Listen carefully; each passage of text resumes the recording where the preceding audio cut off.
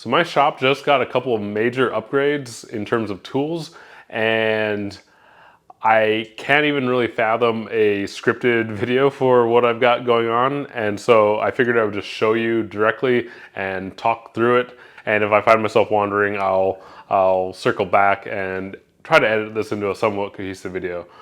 But the elephant in the room, I used that in a different video, but the elephant in the room is probably right here. Let me rotate us. I suddenly have a couple new tools against this wall that I previously did not have, nor did I intend to have. But let's start with the lathe, because that I did intend to have. So I've talked about it in multiple past videos that I want to get a lathe someday. I got a little taste of lathe work at the makerspace I used to attend, and I originally got into it by watching Frank Howarth on his channel, I think around 2013, 2014, 2015, something like that, where he was doing a lot more bowl videos. I just fell in love with turning and segmented turning specifically. I've shown this off in a video or two, but I made this segmented bowl blank back in 2016 or so, and I've never turned it, but I will soon. But I've been wanting to get a lathe, and I destined this space over here when I was planning my shop for a lathe. It's I ran 240 over there, and I didn't want to start with like a benchtop lathe, and the primary reason is with a benchtop lathe you can only really do pens and small bowls and stuff, and I knew I wanted to do the bigger stuff, like bigger bowls, bigger vases. That's the type of project I found more interesting and fulfilling, and so I knew I wanted to start with the big lathe, but the big Powermatics, I think similar to what Frank Howarth has, those start in the like $6,000–7,000 range, and so I do not need tools to be new at all. But the problem is those types of tools don't come up very often on the reseller market. People tend to hold on to them for life, and that's completely understandable. So I've had a search going for a lathe for a while on Facebook Marketplace and Craigslist, and there's an online auction site for Minnesota and surrounding states called KBid that I check on every so often, and I once in a while I'll find a lathe, but if it's like the auction site, it's too far away or it's not the right size or whatever. And a couple weeks ago I was on Facebook Marketplace and decided to search for lathe.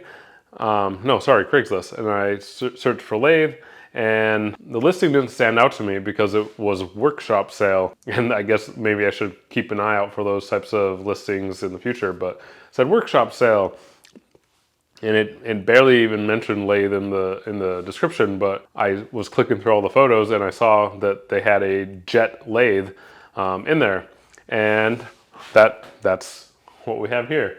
Obviously I bought it. Now this is not the big lathe I was just describing that I had in mind for my first lathe. This is probably somewhere between what I would describe as a benchtop lathe and that bigger full-size lathe.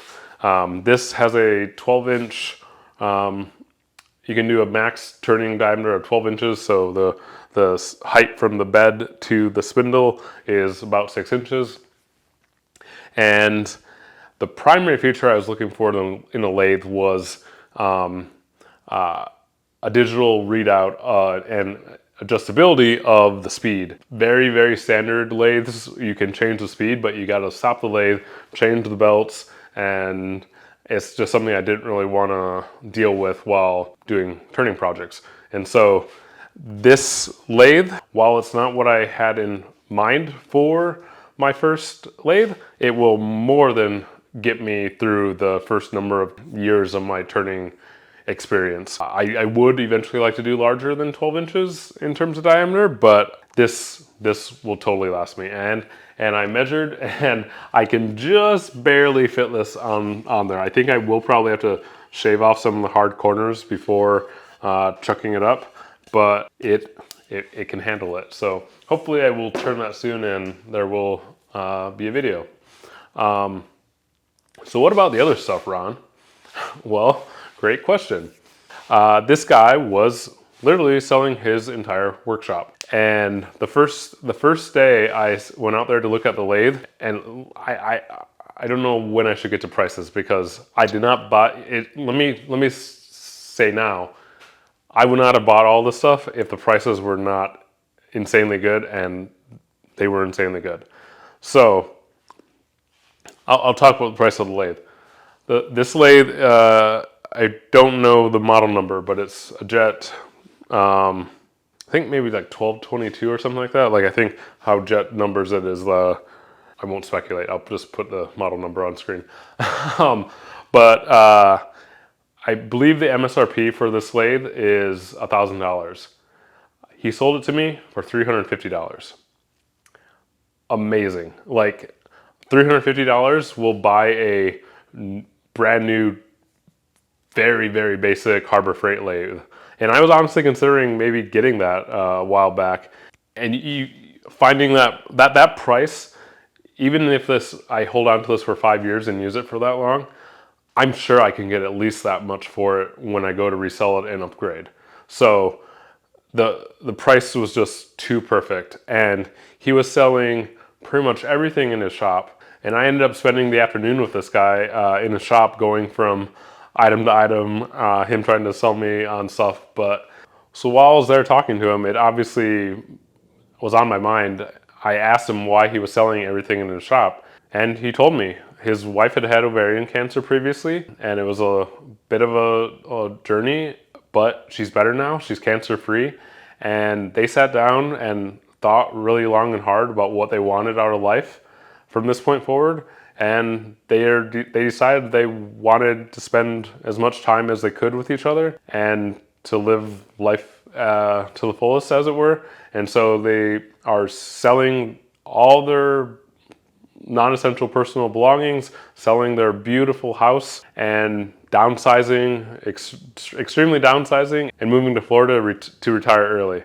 I asked him if that was hard for him, and he didn't miss a beat and said no, because they had made that decision together. And so I think that's absolutely beautiful. My husband and I have talked a little bit similar thread in the past, like if one of us were to get sick. And I think honestly I'd want to do the same thing. I'd want to like kind of downsize and probably travel the world. So I think that's awesome that they decided to do that. And I realized that the deals I got on these tools, like I didn't want to ever feel like I was taking advantage of him.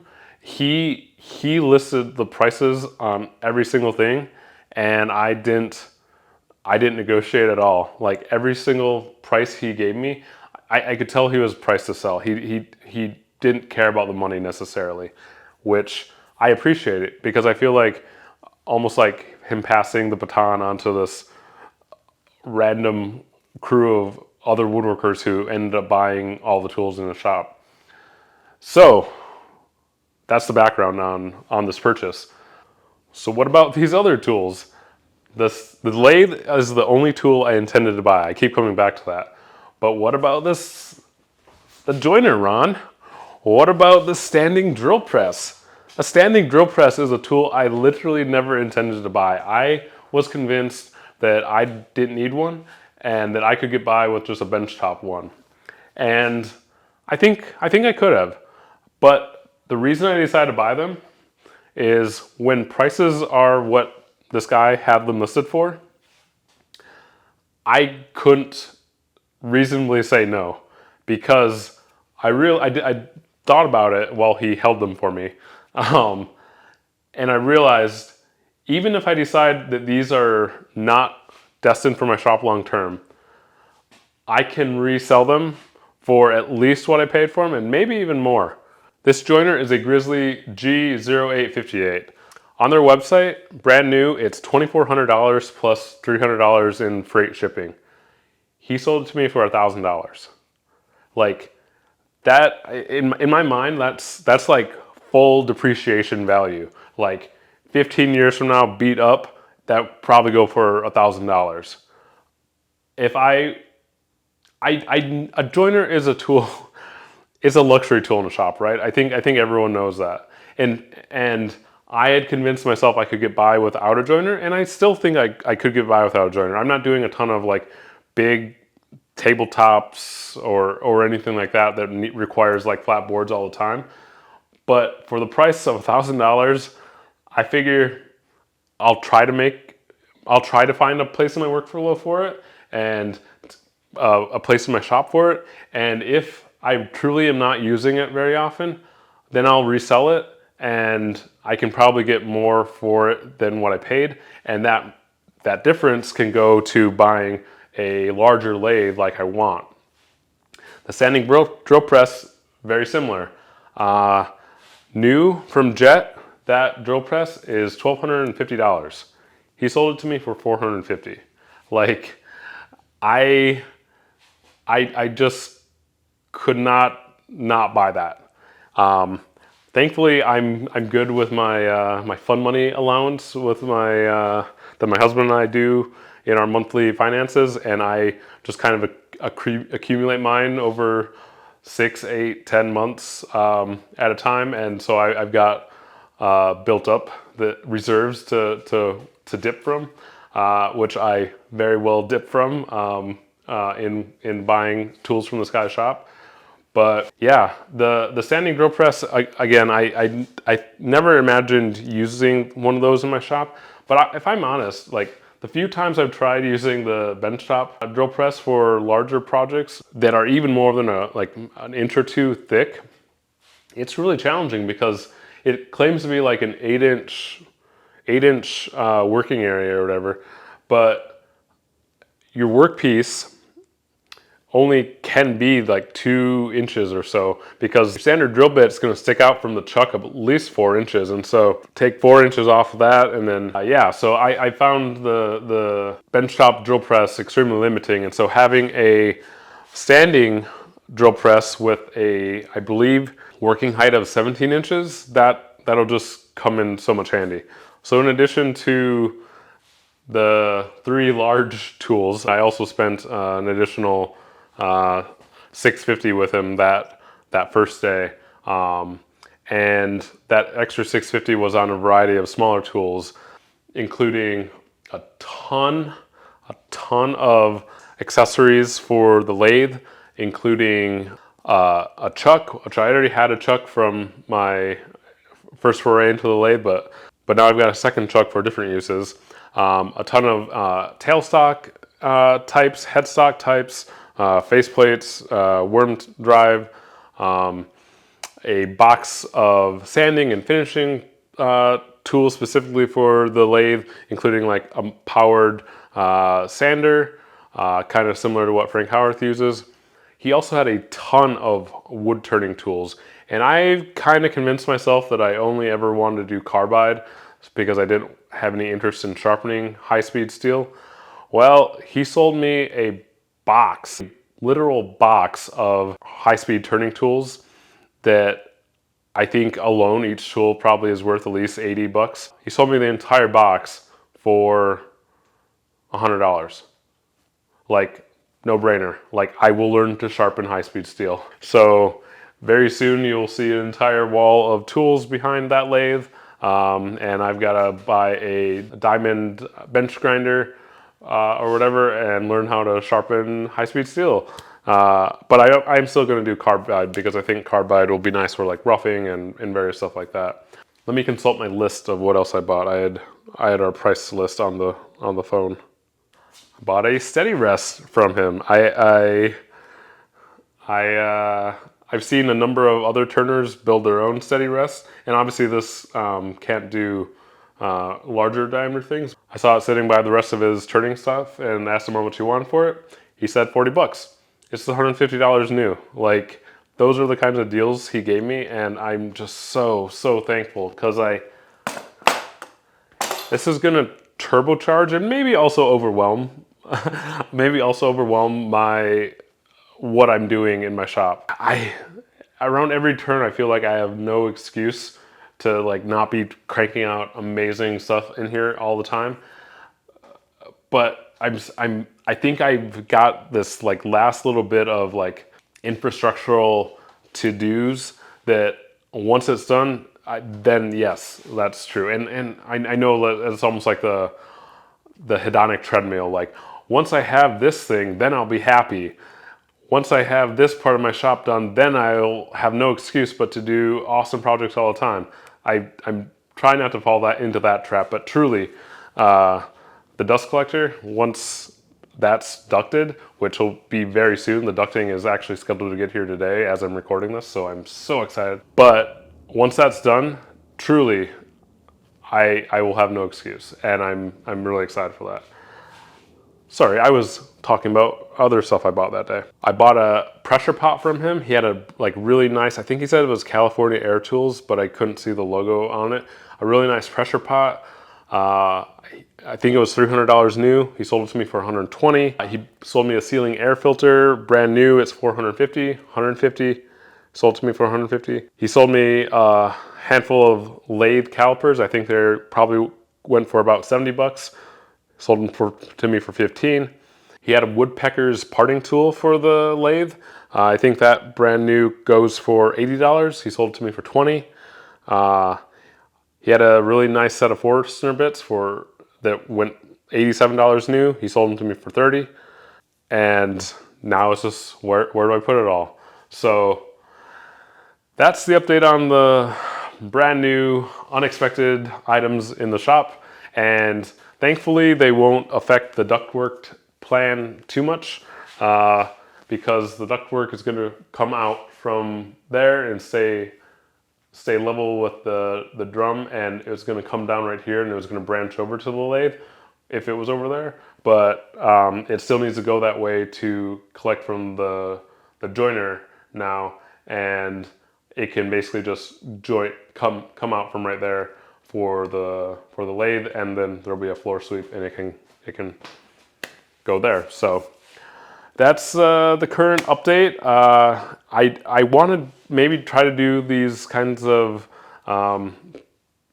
in between the big projects videos more often, because it's easy to just like go a long stretch without any kind of update, especially on YouTube. But I don't want to do that. I want to be more active and whatnot with my growing community here, and I really appreciate all y'all watching. So I want to give you something to watch. So I have been posting more on Instagram this summer. So if you're not already following me over on there, please do. I'll have a link down in the description.